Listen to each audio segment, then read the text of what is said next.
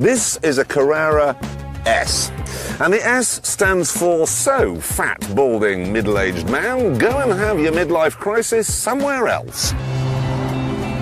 The S rides low on fat, noisy tyres. It has a harsh, bone-breaking ride that jiggles your jowls and rattles the trim. It is as uncomfortable and as loud as Rod Stewart's leopard skin disco trousers. The problem, I think, is where it is, Silverstone. Because you know when they do the Grand Prix programme, it always starts with like, here we are in Australia, and there's a girl with a bikini on a beach, and men doing that, and all sunny, and then they go to Japan, and there's like young kids with all bright lights, and then Silverstone, and there's just the yokel with one too. And then there's that road sign they always show, Silverstone, please drive carefully through our village. Not a hint of irony. And that's the problem. But they are talking about doing it in London, aren't they? It'll never happen. It won't. Because if you think how to make a track, they go, oh yeah, we could go along Hyde Park, we could go down around Haymarket. Who's going to move the curbstones and the Belisha beacons and the traffic lights? And how long in advance? They could never do it. It's much easier, I think, to move London to Silverstone. And then it would be great, because you could start off with, like, bearskin hats and beefeaters and the Eye and Terence Conran. It'd be fantastic. You don't watch Grand Prix racing, do you? No. Is anybody else? There's a really interesting traction control system with two settings. There's on and there's off.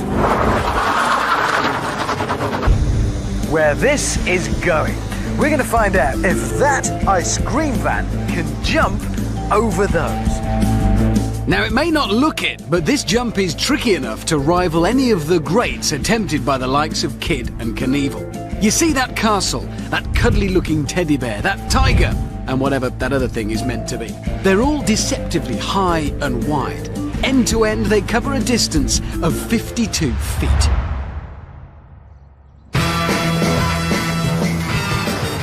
And this van, frankly, is not the best tool for high-speed, high-altitude, high jigs. It's based on a 1982 Ford Transit with a modest 2-litre engine, but it has done many, many thousands of miles, serving 99s to the good folk of Norfolk. So, it's old, it's not that aerodynamic, and we have made no modifications to improve the performance, apart from eat all of the ice cream to make it lighter. Okay, our stunt driver Lee is ready. The castles are fully inflated. Here we go. And off he goes! Look, we'll get to it. How many bouncy castles do you think our evil Knievel, if you see what I've done there, I'm sorry, will clear? How many do you reckon? 3. None. 2. 3.5? OK, well, let's find out.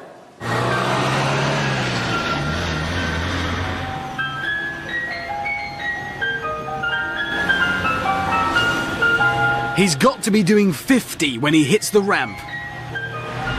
So now, the moment of truth. Will he be a king cone or a flake?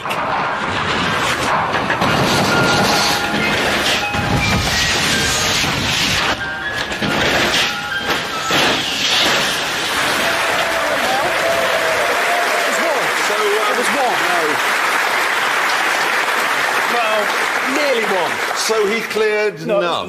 None at all. But it was fun. Fine, and there was a serious message in there. A very serious health and safety message. If you're an ice cream van driver, you see some bouncy castles, for heaven's sake, get out of your van before jumping on them. No, absolutely.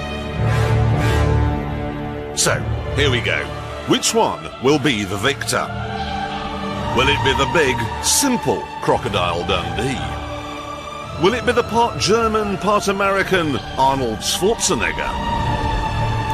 Or will it be Raffles, the gentleman thief? The first test is a simple drag race. A good engine will give it thrust. A good chassis will keep it straight and true on these shifting, slippery sands. Foot's buried. Not what you'd call a lightning start. James is having a real mess. Come on, Australia. Oh, that Jag is seriously flying. Oh, they are are just in my dust. I'm going to lose. 130! That, I believe, is mine. The British have fought them on the beaches and won. Going to see how big a hole this thing actually digs when it sets off. Okay, James, you ready? 1, 2, 3, go! It's a pretty big hole.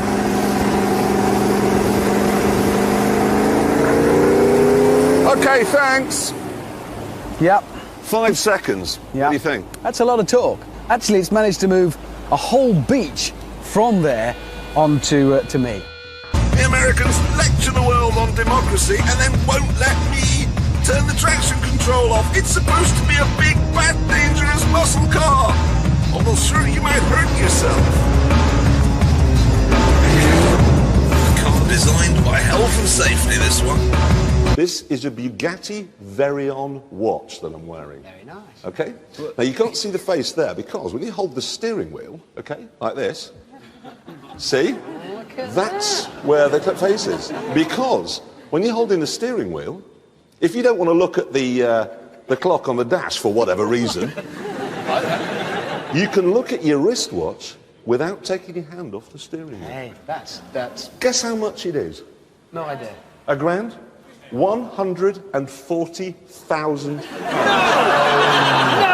And it's absolutely hideous. The ridiculous thing is that trying to do it up, it took 3 men.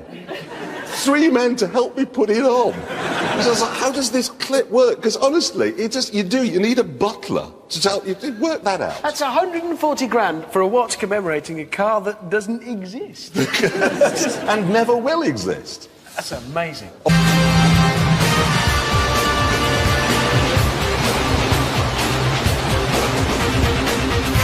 The rear spoiler folds down, other spoilers deploy from the side and fold out, and all of a sudden, we're flying on the water in a car! Yes!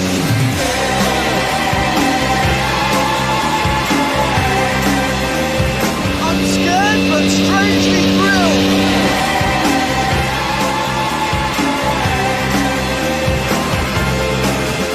So, it took a few attempts. I had to come to Switzerland, but I think we've finally done it. We've found what has got to be the maddest car in the world.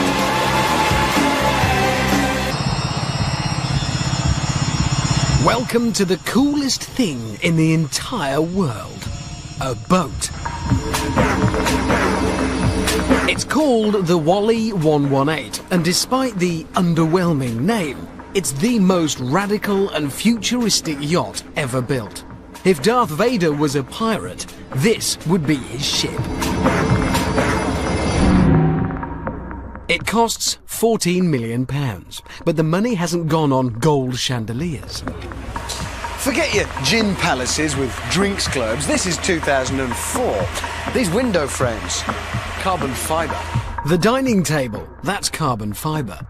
Everything is carbon fibre. Yep. It actually is. That's because this boat is as much about speed as it is about luxury. It was shaped in the Ferrari wind tunnel. Its gas turbine engines give out 17,000 horsepower. And even though it's 118 feet long and weighs 95 tons, it can still do 70 miles an hour. The trouble is, though, after this, any transport on dry land just seems so shabby. What on earth do you pop to the cash point in? This isn't a bad start. The Pagani Zonda Roadster. Your Wally yacht owner will feel right at home here, with the futuristic cabin and the swathes of carbon fibre. Now, when we drove the hardtop version of this a while back, we loved it. But the first question is it still as quick now that they've taken the roof off? Yes, it is still fast. 0 to 60, about 3 seconds. Top speed, 218 miles an hour. Yeah. You can sell anything on eBay these days. Really? Yeah, I sold a part-used box of cigarettes a while back. What? A what? Part-used box of cigarettes that I found in my house. A builder left them, painter. Yeah. 2 had been smoked, and obviously I don't smoke, so I took a picture of them and stuck them on eBay. Somebody buy them? £6.50.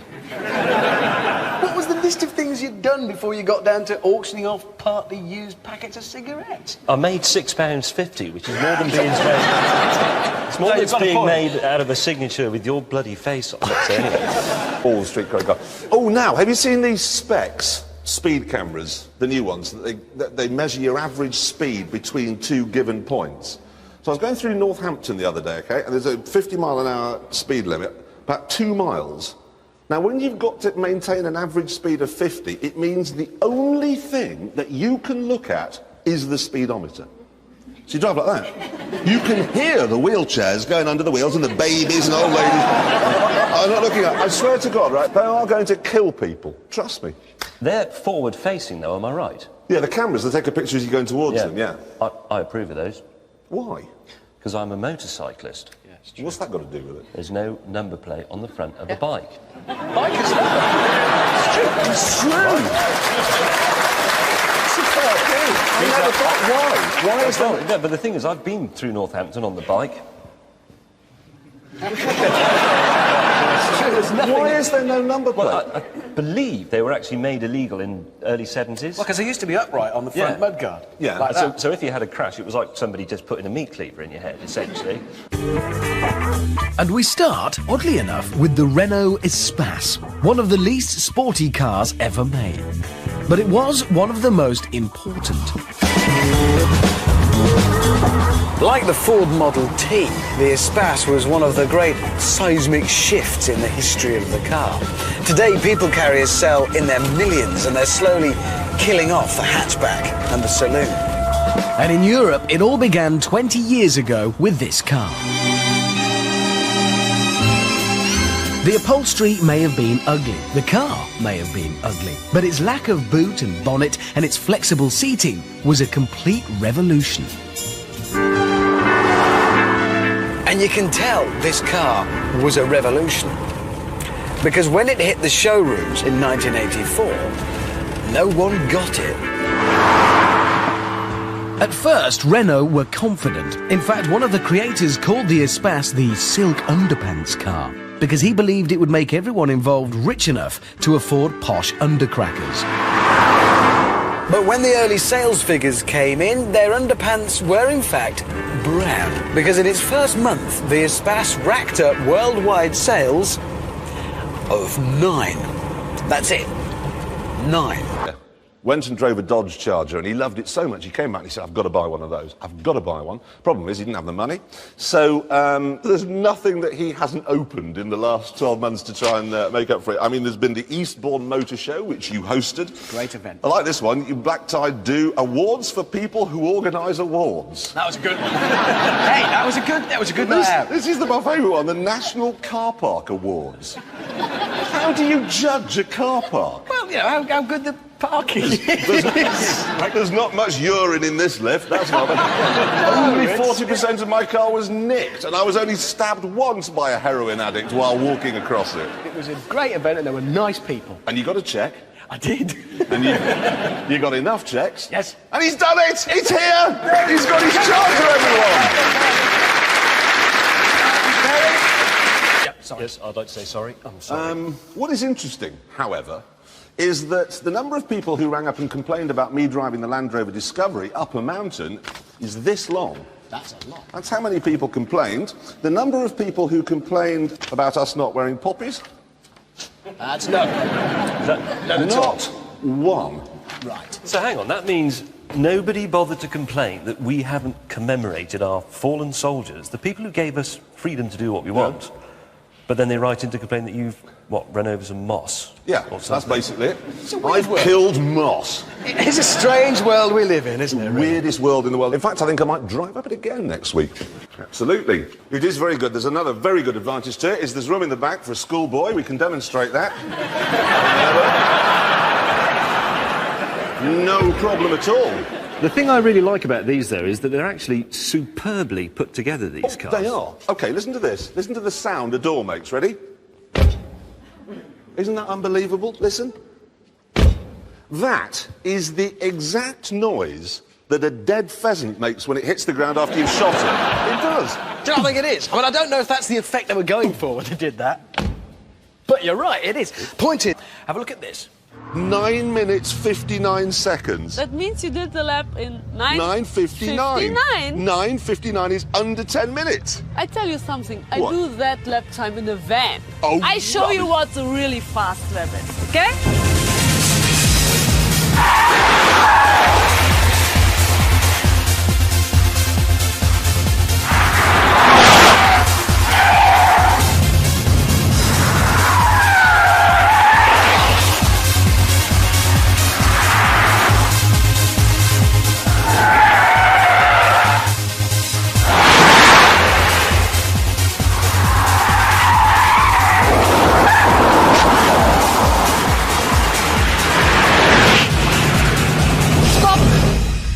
Sadly, that's all we have time for. Shut up, Jeremy, it isn't. Now, that looked pretty fast, did it not? You did it in 9:59. How fast did she do it? Bear in mind, this is her first lap in the car, strange car to her. 9 minutes something. No, come on. 9. Who wants to know how fast she did it? Answer. 9:59 for you, she did it 9 minutes, 12 seconds. I'm sorry, you're rubbish. Great. Right, now there is an organisation called the New Economic Foundation which has said that all 4x4 vehicles should come with a health warning, like a box of cigarettes. We've got a picture, 4x4s make you impotent, whatever.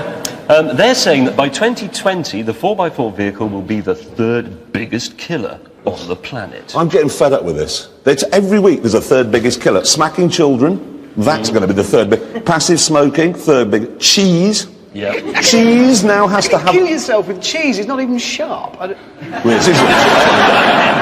They say cheese has to have a government health warning. Have you seen that little orange sticker on it? And then, no, what was the other one the other day? We can't have sex in case we catch clematis. Yeah. We can't have...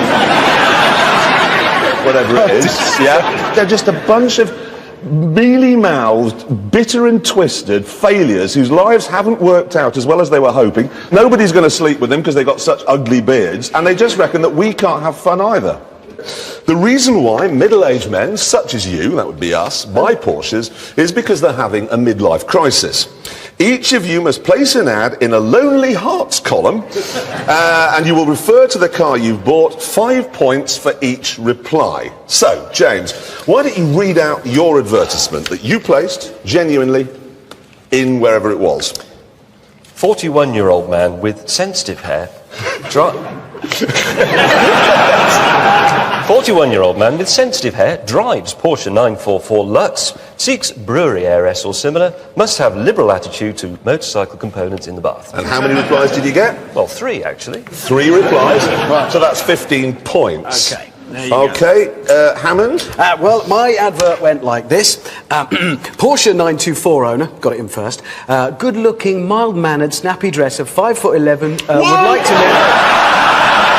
5'11"? Mild-mannered. It's a Lonely Hearts ad. If I put angry short bloke, I won't get any replies. Pick it up, talk it up. So how many replies did you get? None. So that would be a big fat naught to you. Now, what about you? My ad, Porsche 928 driver, that's the V8 one. Did you actually put that's the V8? Yeah, look there, that's the V8 You actually wrote that, okay. Tall, slim hips. Likes books with speedboats on the cover, would like to meet someone for friendship, maybe more. Can I just point out, do you know where he put that advert? He put that in the men seeking men column. Frankly, a moment of genius, that, because I recognise that men would like the V8 thing. But did they? Yep, got 2 replies. So look, Right, plus so 10. Another 10 for me. They've all been convinced that by driving one of these, the Tasmanian fruit bat will come back to life, that GM crops will be uninvented, and that the Earth will once again cool down. So, this, I think, is a particularly good way of distracting you from the child who's run into the road, having not heard you coming. Actually, I'm being unfair. The Prius is so slow the child could run into the road, retrieve his ball and grow to puberty before you ever actually hit him. 0 to 60 takes 13.5 seconds and the top speed is just 99. As a result, you couldn't even use it as a milk float, because by the time you got to the end of your round, you'd be delivering cheese. Still, you might think a performance is a small price to pay if it means the Tasmanian fruit bat can be saved. Sorry, but I drove one of these things from my house to London the other day. It's about 70 miles and I averaged 45 miles to the gallon. A normal diesel will do better than that. A lot better. And because the Prius has 2 engines, prices start at a whopping £17,500. And don't think you're getting much in the way of quality for that either. I mean, I'll give you one example. To stop this armrest thing rattling, they've used sort of adhesive foam rubber tabs. To sum up then, it's a very expensive, very complex, not terribly green, slow, cheaply made and pointless way of moving around. Okay, the next award is for Britain's biggest anorak, and it's him! Okay, we move on now to the Topgear Clot of the Year award. The winner will receive this prestigious golden cock. It's for the presenter that's made the biggest mess of things, and we'll kick off with James. Yes, I think this will be the City Rover secret film. You may remember we weren't allowed to drive the City Rover. Rover wouldn't lend us one. So we went to a dealership. I was disguised with a camera hidden in my tie. I went in, I filmed it, I came out and I said to the director, that is going to be brilliant. Here's what we saw. Here's me going in, and that's what I filmed with my tie. It's the ceiling! So this is the City Rover. No, it was a fluorescent light. You can stop laughing. Why don't you tell them what you did? Well, no. You see, I turned up to film a car in the usual way, and the director said, hello, good morning, have you got everything? And checked, have you got the right clothes? Yes, I've got those. Have you got the script? Yes, I've got that with me. And have you got your silly hair stuff? Oh, yes, right. Where's the car? Forgot that. Hadn't brought the car, and we were left it at home in Gloucestershire. Poor. Yes, very poor indeed, but I fear mine may be worse, because you may have seen the Land Rover Discovery film recently, drove it to the top of a mountain in Scotland. We used a helicopter to get the last couple of shots, and I said to the pilot, look, I've really got to get home tonight, can you fly me to Glasgow Airport? And I said to the director and the crew, can you drive the car back down the mountain? No problem, got in the helicopter, fell asleep, woke up an hour later. Of course, I did give them the keys. So, really, if you want a Land Rover Discovery, there's one at the top of a mountain in Scotland being guarded by 5 skeletons. Now, this is an audience decision here, so hands up everyone who think James should win for his lousy camera work. Anyone? There's one, there's a handful there. And thanks. Richard for forgetting to take a car to a shoot. Hands up there. I think I can see which way this is going to go. Who thinks it's Jeremy?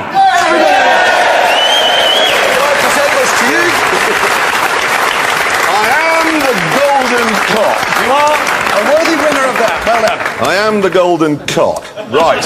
And as ever... We don't have to run. No, you see, we do. We don't. It's 5 minutes away. The running train is faster than walking. Minutes. It's just a fact. Not really. If I get on the train and you miss it, that's tough. No. France is a country you have to drive through to get to Italy. That's all it's for. All right? He's not going to like it. Look, the fact of the matter is, they've got better cheese, they've got better wine, they've got better... They haven't got better cheese. They are a bunch of treacherous, lamb-burning, work-shy peasants. All right? Starting with this, which I found the other day. It's a mobile phone holder, or as Richard Hammond calls it, a seat. Put that in my charger, that's nice. It's just perfect Hammond size. Yeah, harness through there and everything. Yeah. Now, you know... Look at him. Have you got a Ferrari? You haven't got... You've turned up in a Ferrari shirt. What car have you got? A Volkswagen Jetta.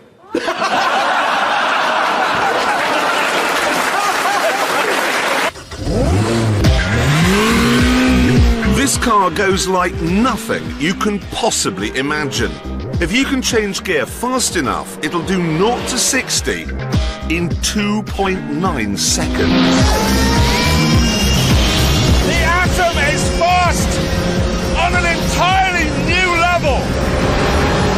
I have never ever driven anything that accelerates so fast. It's so quick, it can destroy your entire face.